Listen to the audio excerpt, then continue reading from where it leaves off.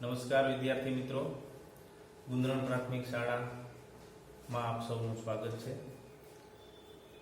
અત્યારે આપણે ધોરણ 8નો પ્રથમ પ્રકરણ પ્રથમ સેમનું ભારતમાં યુરોપિયન પ્રજાનું આગમન એ વિશે આપણે લેક્ચરમાં શીખવાનું છે. તો યુરોપિયન પ્રજા એટલે કે યુરોપ ખંડમાંથી આવેલી પ્રજા, તો એ આપણા દેશમાં આવી કઈ રીતના? તો આપણે જાણીએ છીએ કે આપણે અગાઉના ધોરણમાં શીખી ગયા કે આપણો દેશ દુનિયામાં અગ્રીમ હરોળમાં હતો. આપણા દેશનું મહત્વ વિશ્વમાં ઘણું બધું હતું. દેશ પરદેશના લોકો છે એ આપણી સમૃદ્ધિ અને સંસ્કૃતિથી પ્રભાવિત હતા.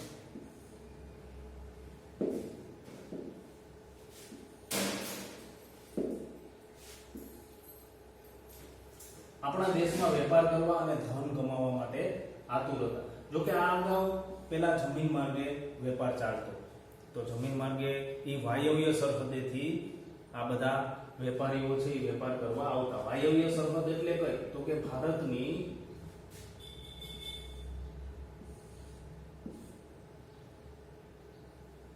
આપણો દેશ ભારત છે, એની વાયવ્ય સરહદ એટલે આપણે જોઈએ છીએ તો ભારતની ત્રણ બાજુ તો સમુદ્ર છે. એક બાજુ બંગાળાની ખાડી છે, અરબ સાગર છે, હિન્દ મહાસાગર છે, અને આ બાજુ અહીંયા હિમાલય પર્વતમાળા છે. તો વાયવ્ય સરહદ એટલે કે આ સરહદ. અહીંયાથી આ યુરોપ ખંડના બધા લોકો છે એ જમીન માર્ગે આ રીતના વેપાર કરવા આવતા અને ભારતમાં વેપાર કરતા. એ સમયમાં જોઈએ તો ભારતની ઘણી બધી વસ્તુઓ, કેવી વસ્તુઓ? તો કે રેશમ, સુતરાઉ કાપડ, મલમલ, મરી મસાલા, તેજાના, આ બધી વસ્તુઓની વિદેશમાં ખૂબ માંગ હતી. અને પછી પરિસ્થિતિ બદલાણી એટલે કઈ રીતના બદલાણી? તો કે તુર્કિસ્તાન જે વચ્ચે આવેલું છે, તુર્કોએ કોન્સ્ટેન્ટિનોપલ જીતી લીધું. આ કોન્સ્ટેન્ટિનોપલ એ જીતી લીધું એટલે હવે અહીંયાથી જમીન માર્ગે વેપાર બંધ થયો. જમીન માર્ગે વેપાર બંધ થયો તો ભારતની જે આ બધી વસ્તુઓ છે, રેશમ, સુતરાઉ કાપડ, મલમલ, મરી મસાલા, એની વિદેશમાં ખૂબ માંગ ઊભી થઈ. કારણ કે વેપાર કરી અને ખૂબ ધન કમાઈને આપણો દેશના લોકો પણ ખૂબ ધન કમાતા. તો આ માર્ગે વેપાર બંધ થયો તો હવે જમીન માર્ગે તો વેપાર થતો નથી. તો હવે જળમાર્ગ શોધવાની જરૂર પડી. જળમાર્ગ શોધવામાં ઘણા બધા સાહસિકો છે એને સાહસ કર્યું છે. તો એનું પણ આપણે ક્રમમાં વિગતવાર જોઈએ. ક્યાં સાહસિકોએ? તો ભારતમાં અન્ય દેશોના સાહસિકોએ ભારત આવવાનો જળમાર્ગ શોધવાની શરૂઆત કરી. એમાં પહેલા હતા ક્રિસ્ટોફર કોલંબસ. ભારત આવવાનો જળમાર્ગ શોધવાનું બીડું ઝડપનાર પહેલો હતો ઇટાલીનો રહેવાસી કોલંબસ, ક્રિસ્ટોફર કોલંબસ. તો ક્રિસ્ટોફર કોલંબસ છે એને પહેલા સાહસ કર્યું. બરાબર? એ વિચારતો કે જો આપણે પૂર્વમાં જવું હોય તો પશ્ચિમથી પણ જઈ શકાય. વિદ્યાર્થી મિત્રો વિચારો, આવું એને શા માટે કીધું હશે? તો સ્વાભાવિક છે કે એ જાણતો હતો કે પૃથ્વી છે એ ગોળ છે. એને એક બાજુ ગોળ વસ્તુ હોય તો એક બાજુ જવા માટે આમ ફરીને પણ જઈ શકાય. એટલે એ વિચારતો, બરાબર, એ માનતો કે પૂર્વમાં જવા માટે પશ્ચિમ બાજુથી પણ જઈ શકાય છે. બરાબર? એ કોલંબસે ઈસવીસન 1492 ભારત આવવા માટે નીકળે છે. બરાબર? પરંતુ એ ક્યાં જઈ જાય છે? આકસ્મિક રીતે અમેરિકા. ભારત આવવા માટે નીકળે છે અને આકસ્મિક રીતે અમેરિકા જઈ ચડે છે.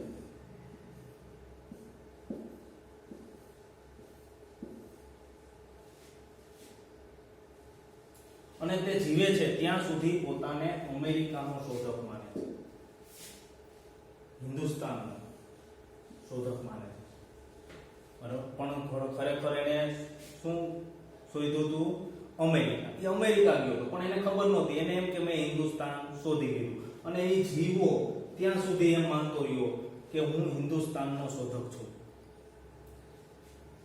એટલા માટે આજે પણ અમેરિકાના મૂળ વતનીઓ છે એને રેડ ઇન્ડિયન અને એના કિનારાના ટાપુઓ છે એને વેસ્ટ ઇન્ડિઝ તરીકે ઓળખાય છે. વિદ્યાર્થી મિત્રો, આ વસ્તુ ખાસ યાદ રાખજો.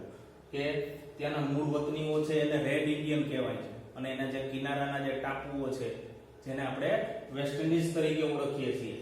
ત્યાર પછી ભારત આવવાનો જળમાર્ગ શોધવામાં જો કોઈને સફળતા મળી હોય તો એ પોર્ટુગલનો રહેવાસી વાસ્કો દ ગામા હતો.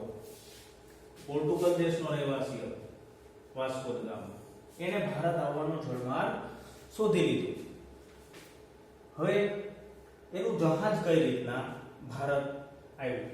તેનું જહાજ છે દક્ષિણ આફ્રિકાની દક્ષિણે કેપ ઓફ ગુડ હોપ ને ફરતું ચક્કર લગાવ્યું અને આફ્રિકાના પૂર્વ કિનારે માલિંદી પહોંચી.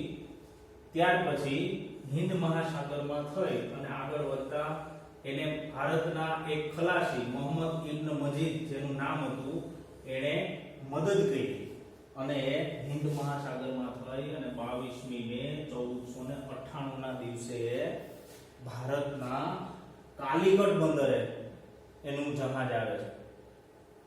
કાલિકટ બંદર એનું જહાજ છે એ પહોંચે છે.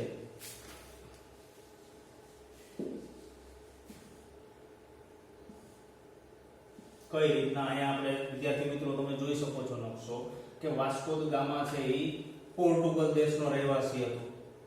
પોર્ટુગલના લિસ્બન બંદરેથી પોર્ટુગલનું આ લિસ્બન બંદર ત્યાંથી થઈ આ આફ્રિકા ખંડ છે. આ કયો ખંડ છે?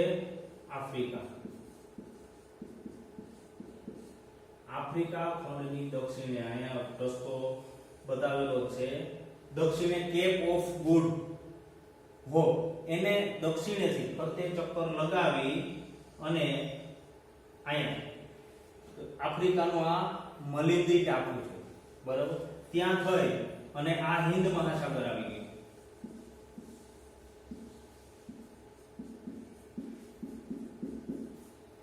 હિન્દ મહાસાગરમાં થઈ અને સીધે સીધો એ ભારતના કાલિકટ બંદરે પહોંચે. આ રસ્તામાં એને મદદ કોણે કરી? તો કે ભારતનો જ એક ખલાસી હતો. ખલાસી એટલે કે એ હોડી લઈ અને દરિયો ખેડનારો બરાબર, એને મદદ કરે છે. કોને મદદ કરે છે? Vasco da ગામાને. ભારત આવવાનો જળમાર્ગ શોધવામાં એને મદદ કરે છે. એનું નામ હતું મોહમ્મદ ઇબ્ન મજીદ. મોહમ્મદ ઇબ્ન મજીદ આ ખલાસી હતો. એને વાસ્કો દ ગામાને ભારત આવવાનો જળમાર્ગ શોધવામાં મદદ કરે છે અને 22મી મે ઈસવીસન 1498 ના દિવસે વાસ્કો દ ગામા અહીંયાથી લઈ અને ભારતના કાલિકટ બંદરે પહોંચે છે. એટલે કે એને ભારત આવવામાં સફળતા મળે છે. 22મી મે 1498 ના દિવસે ભારતના કાલિકટ બંદરે પહોંચી જાય. એ વખતે કાલિકટનો રાજા હતો જામોરી. કોણ હતો? જામોરી. રાજા જામોરી પાસે મદદ માંગે છે કે અમને અહીં વેપાર કરવા દો. એટલે જામોરી છે એ પોર્ટુગીઝ લોકોને વેપાર કરવાની છૂટ આપે છે. ત્યાર પછી ઈસવીસન 1502 માં પોર્ટુગીઝોને વેપાર કરવા માટે કાલિકટની અંદર કોઠી સ્થાપે છે. એના ફરતે કિલ્લો બાંધી અને અલ્બુકર્ક નામનો એક સેનાપતિને એના રક્ષક તરીકે લીધે છે. આજે કોઠી સ્થાપે છે. વિદ્યાર્થી મિત્રો આ બધા નામ ઈસવીસન ખાસ તમે નોટમાં પોઈન્ટ કરી જાજો અને ખાસ યાદ રાખવાના. 1502 માં કાલિકટમાં કોઠી સ્થાપે છે. ક્યાં લોકો? પોર્ટુગીઝ લોકો. વાસ્કો દ ગામા પોર્ટુગીઝ હતો તો એ લોકો ત્યાં વેપાર કરવા માટે કોઠી સ્થાપે છે. હવે કોઠીના રક્ષક તરીકે એક સેનાપતિની નિમણૂક કરે છે. એ કોણ છે? એનું નામ છે અલ્બુકર્ક. ત્યાર પછી અલ્બુકર્ક છે એ ભારતની ઉત્તર તરફ આગળ વધીને ઈસવીસન 1506 માં ગોવા જીતી લે છે. આ ગોવા છે એ ઈસવીસન 1506 માં જીતે છે. એટલે કે 1502 માં કોઠી સ્થાપી. એના 4 જ વર્ષ પછી 1506 માં એ ગોવાને જીતી લે છે.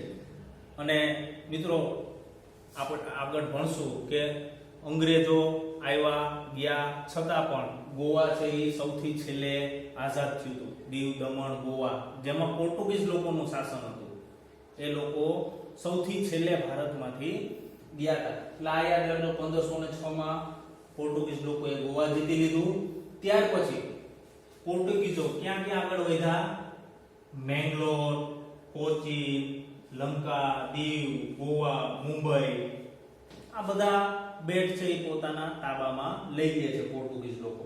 હવે પોર્ટુગીઝ લોકો છે એની સત્તાનો અંત કઈ રીતના આવે છે? પોર્ટુગીઝ લોકો આવ્યા, હવે એની સત્તાનો અંત કઈ રીતના આવે છે? 17મી સદીની શરૂઆતમાં. 17મી સદીની શરૂઆત એટલે કે ઈસવીસન 1600 પછી 1601 થી 17મી સદીની શરૂઆત થાય છે વિદ્યાર્થી મિત્રો. તો 17મી સદીની શરૂઆતમાં પોર્ટુગીઝોનો વેપાર બંગાળ તરફ વધવા લાગ્યો. બંગાળ એટલે હાલનું જે પશ્ચિમ બંગાળ છે રાજ્ય, એ પશ્ચિમ બંગાળ તરફ એનો વેપાર કરવા માટે ધીમે ધીમે ઉત્તર તરફ પોર્ટુગીઝ લોકો આગળ વધે છે. એ સમયે મુગલ બાદશાહ શાહજહાં છે એ દિલ્હીની ગાદી ઉપર હતો. કયો બાદશાહ હતો? મુગલનું શાસન હતું.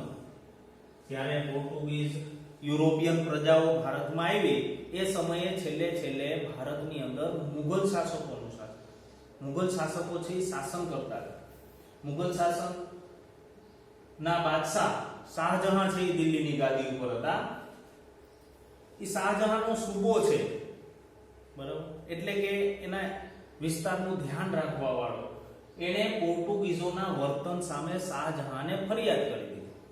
કારણ કે પોર્ટુગીઝો છે એ વેપાર કરવામાં એમાં અનીતિઓ ને બધું કરતા હશે, એટલે એના વર્તન સામે શાહજહાંને ફરિયાદ કરે છે. કોણ?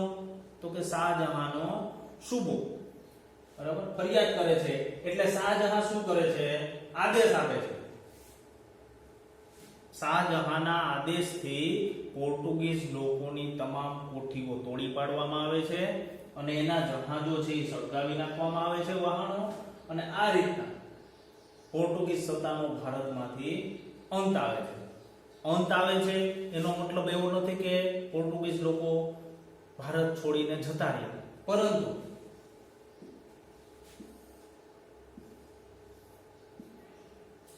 આજે દીવ, દમણ, ગોવા આ જે એના કબજામાં હતું એટલા વિસ્તાર પૂરતું એનું શાસન છે એ મર્યાદિત રહી જાય છે. તો વિદ્યાર્થી મિત્રો આપણે જોયું કે સૌપ્રથમ ક્રિસ્ટોફર કોલંબસ છે એ ભારત આવવાનું, જળમાર્ગ શોધવાનું બીડું ઝડપનાર પ્રથમ સાહસિક હતો, પરંતુ એને સફળતા મળી નહોતી. એ આકસ્મિક રીતે અમેરિકા ચડ્યો હતો. એટલા માટે અમેરિકા છે એના મૂળ નિવાસીઓ છે એને રેડ ઇન્ડિયન તરીકે અને એના કિનારાના ટાપુઓ છે એને વેસ્ટ ઇન્ડિઝ તરીકે ઓળખવામાં આવે છે. પરંતુ ક્રિસ્ટોફર કોલંબસ જીવો ત્યાં સુધી માનતો રહ્યો કે મેં ભારત શોધ્યું છે, હું હિન્દુસ્તાનનો શોધક છું, પરંતુ ખરેખર એવું હતું નહીં. ખરી રીતે જો ભારત આવવાનો જળમાર્ગ શોધવાની કોઈને સફળતા મળી હોય તો એ હતો વાસ્કો દ ગામા. તો વાસ્કો દ ગામા વિશે આપણે જે બધું જોયું, બરાબર, એ વિદ્યાર્થી મિત્રો ખાસ યાદ રાખજો. ત્યાર પછીની જે યુરોપિયન પ્રજાઓ ભારતમાં આવે છે એના વિશે આપણે નેક્સ્ટ વિડીયો છે એમાં જોઈશું. ત્યાં સુધી નમસ્કાર.